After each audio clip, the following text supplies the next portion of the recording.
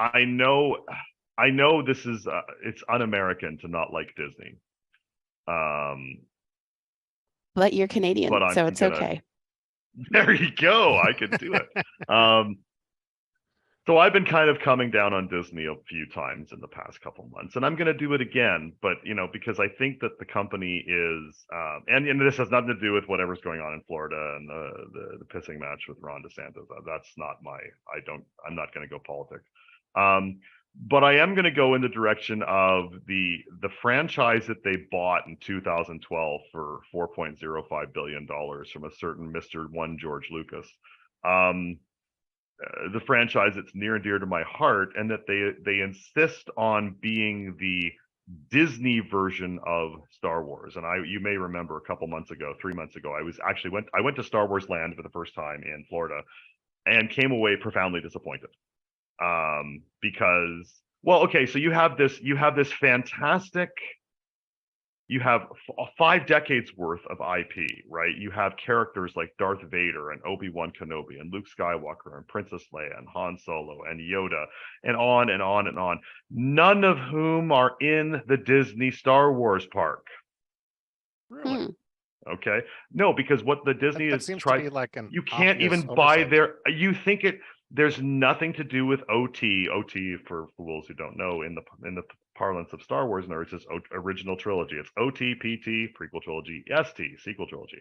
The OT and the PT have this tremendous amount of IP that is beloved by people literally from ages, 20 to 60 kind of thing, or Except older. for Jar Jar Binks.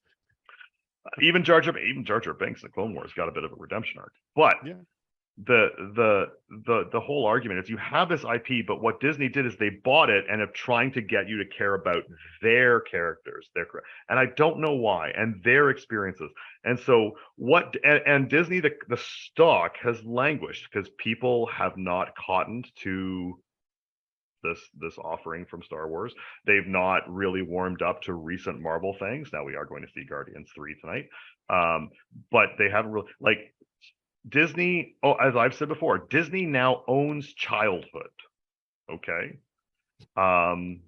They've got their live remake of The Little Mermaid coming out. That'll probably sell a few tickets. That's good, but go watch the original. It's also pretty good. But like, they own childhood at this point. And the problem is they've grossly overplayed their hand. And the latest example of that now being forced back down their throat is the Disney Star Wars Galactic Starcruiser, which was like this 48-hour immersive experience. Basically, it's a 2-day hotel stay with, you also get to go to the park and go through the things. But it's basically a live action cosplay. Where it's part of a hotel, and you're supposedly as part of you're part of this mission. It came out, I believe, in 2019. Or no, it says it opened in March 2022. So we've basically got a year here, fools. They completely mispriced it.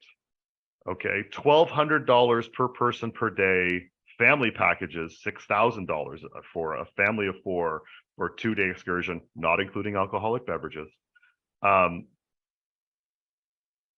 They they overpriced it. They don't have the legacy characters and the legacy experiences tied to it.